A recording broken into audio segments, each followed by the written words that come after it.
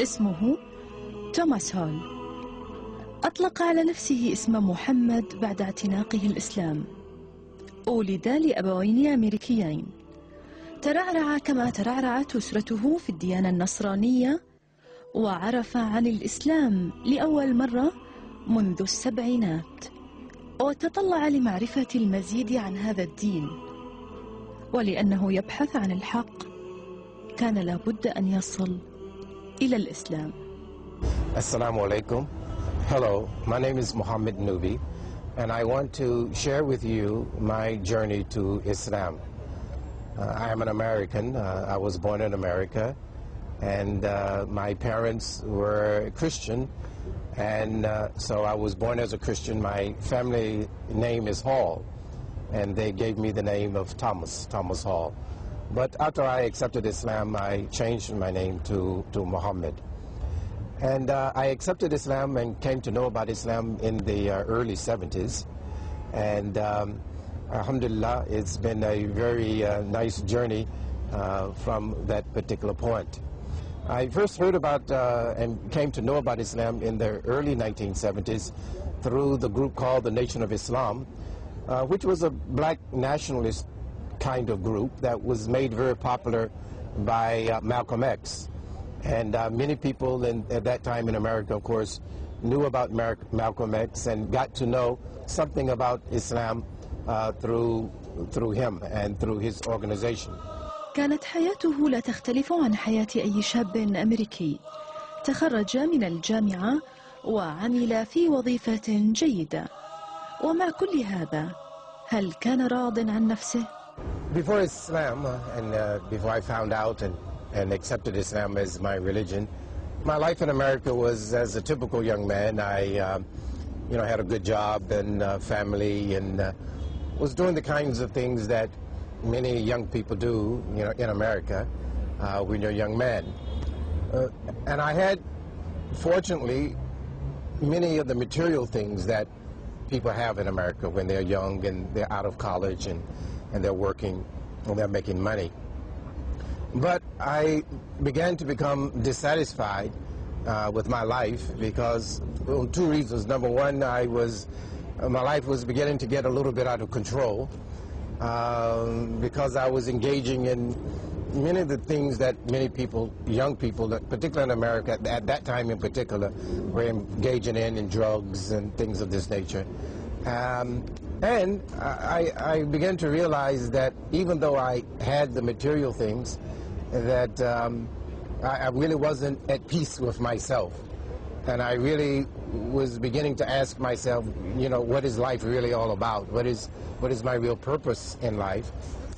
What should I be doing with my life other than just making money and having a good time? So it was this kind of emptiness, if you will, that led me to search, to begin to really think about, well, what should I be doing with my life? And there must be some answers to what is the real purpose in life. But of course, I didn't know anything about Islam at that time at all. I only knew about Christianity. My family, my mother and my father and brothers and sisters were of course, we were all Christians. We grew up in the church.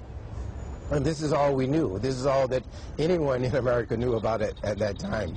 But I believed that the answer to my questions, to what is the real purpose in life, what should I, be doing, what is my relationship with God, because I believed in God, but my idea of God was very foggy, it was very hazy. So I believed that the answer to these very serious questions must lie in religion. So I went to the church. I had kind of left the church, as many young people do. I went because my mother and father took me when I was a young boy.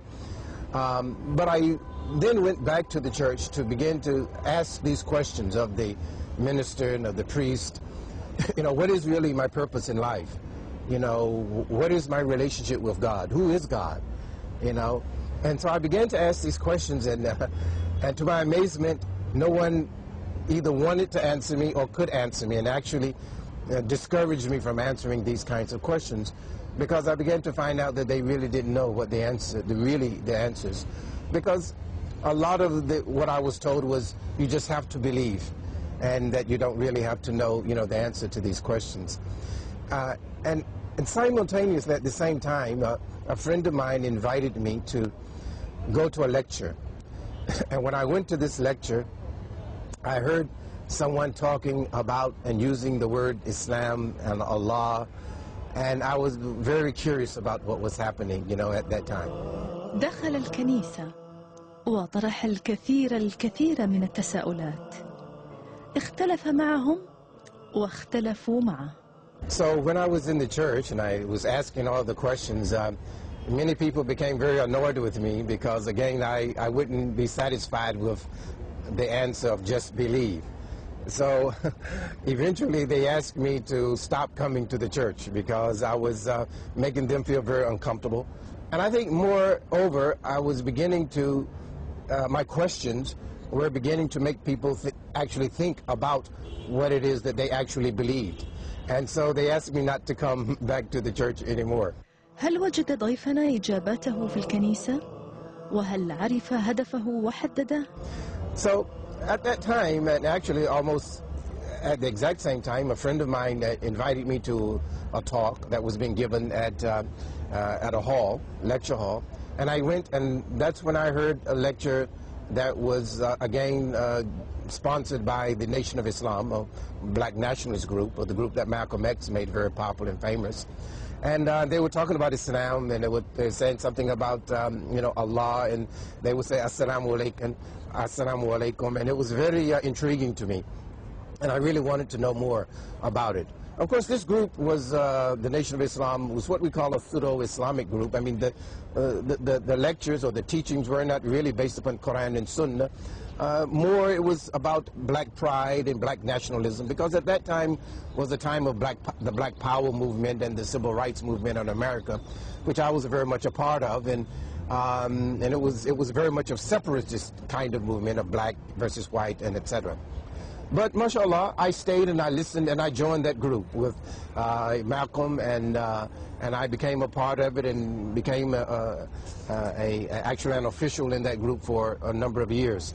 Until, alhamdulillah, in 1976, I then began to know and come to learn about the Sunnah and about the Quran and about Muhammad sallallahu alaihi wasallam and the Prophet Muhammad, peace be upon him. And that point really began to move my life to really understand the questions that I was asking in the church. In other words, what is my purpose in life, and what is my relationship, with my Lord, and what is my relationship with the human beings. So it was upon learning that, really my introduction to Islam and really accepting the Quran and the Sunnah, that really my life began to really change. Because then I began to feel peace within myself. I began to really accept the reality that of who I am as a human being, that there is Allah, there is God, that we have a creator, and that He's created everything in the heavens and the earth and everything in between, and that my life is a small part of it, and I am to worship Him and to obey Him, and to do as much as I can for the benefit, of humanity. هل استطاع محمد أن يخبر أسرته بهذا التحول بعد أن ترك دين آبائه وأجداده؟ After I accepted Islam, of course, my life began to change tremendously. And of course, it had a big impact upon my family and my friends. There were different reactions, really, from my family. My mother, alhamdulillah, was very supportive. She did not understand, of course, Islam and what was going on and why my life was changing and why I wasn't, eating pork anymore or doing the kinds of things that we normally did, as Christians. But my mother was very positive. She said, listen, does your religion believe in God? And I said, yes, Mom, we believe in God. So she said, that's, as long as you believe in God, then I'm okay. But my father really responded quite differently. He was very upset with me that I would really leave the religion of his fathers. And this is very much like the story in the Quran,